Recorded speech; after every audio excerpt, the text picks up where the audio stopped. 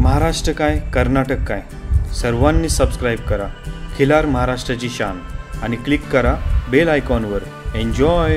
महिन्याच्या दुसऱ्या गुरुवारी, दर महिन्याच्या दुसऱ्या, या महिन्याचा दुसरा गुरुवार 14 तारखेला आहे.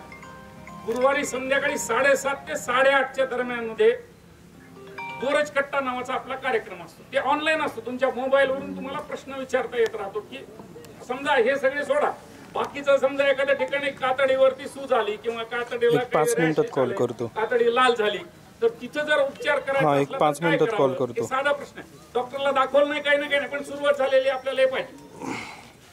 उन्हाळा खूप वाढलाय आणि 2-4 दिवसापासून गोरं ढेंडाळायला लागले, काय करावं असा जर प्रश्न असला तर आपल्याला विषय गर्भधारणा टिकून राहणाऱ्या ओझेसचं प्रमाण जे असतं तितक्या लवकर जनावर गाभण ठरत राहते. चांगल्या ताकदीसाठी जेवढे डॉक्टर लोक येऊन आपल्याला म्हणत असेल थोडी कमी कर रे गाय, फार तयार झाली, ह्याच्याकडे आयुष्यभर दुर्लक्ष केलं तरी चालतं.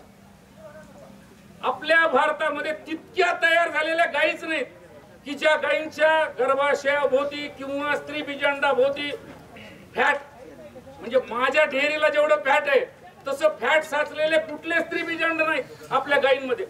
कारण आपला सांभाळ जो आहे तो तितक्या मोठ्या प्रमाणातला नाही. परदेशामध्ये असणारा जो चारा आहे त्याच्यामधलं पशुखाद्य त्याचं प्रमाण फार जास्त. आपण मोजका चारा देतो, आपण मोजकं पशुखाद्य देतो, त्याच्यामुळे या बाबतीमध्ये कॉम्प्रोमाइज नाही. जी तब्येत चांगली ती चांगलीच. चांगल्या गायीची तब्येत कमी करा म्हणजे गाय गाभण धरल. हे जे पसरून ठेवलंय भारतभर ते 100% चुकीचं आहे. हे 40 वर्षाच्या अनुभवातून आपल्याला नम्रपणे सांगतो. धन्यवाद.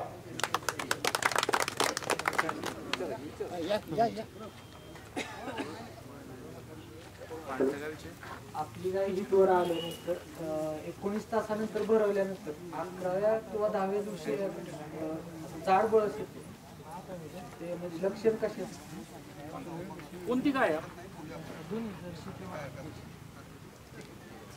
माझाच्या 10व्या दिवशी भरवलेली गाय जर एखादी बळस टाकत असेल जाड मध्ये, आपल्याकडे सांभाळलेली गाय जर माझाच्या 10व्या दिवशी बळस टाकत असेल तर पहिली गोष्ट एक लक्षात ठेवायची की गाय आणि म्हैस ह्याच्यामध्ये एकच फरक आहे की गायीची जी योनी आहे त्याच्यामधून स्त्राव नेहमी पडत असतो.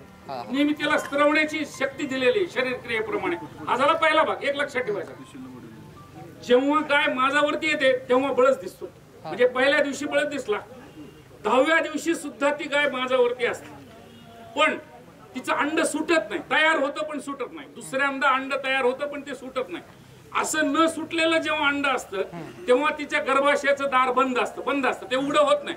आपल्याला गाय भरवता येत नाही. तेव्हा स्त्री बीज तयार झालं, माझाची लक्षणं दिसली, बळस दिसला आणि गर्भाशयाचं दार बंद आहे.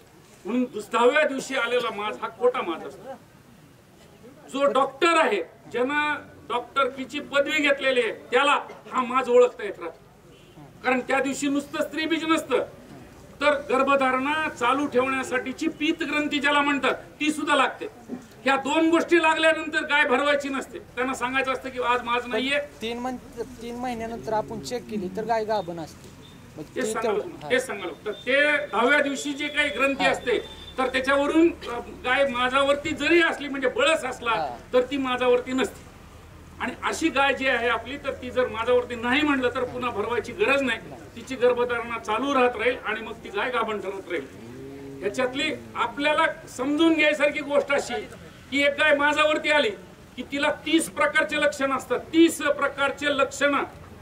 उड्या मारते, कुंपणाकडे जात राहते, जोरात ओरडते, निरण सुजल्यासारखं असतं, बळस गाळते, शेपूट वर धरते आणि अजून बाकीचे सगळे लक्षण आहेत तर ते 30 लक्षणं खोटी असतात. माझाची लक्षणं खोटी असतात. आपल्याला माज फक्त अशा लक्षणांना ओळखायचा असतो आणि डॉक्टर कडून खात्री करायची असते. खात्री जर झाली आणि तो डॉक्टरने सांगितलं हो हा माज आहे तर भरवायची. आपण ओळखतो तो ते लक्षण आणि ते ओळखणं आणि डॉक्टरनी जी केली ती खात्री, तर त्या खात्रीप्रमाणे आपल्याला गाय भरवायची असते.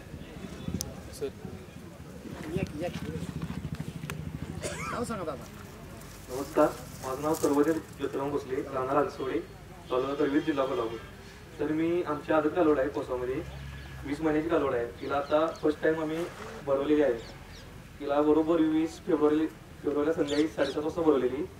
तरी पण तिची आज खिल्लार महाराष्ट्राची शान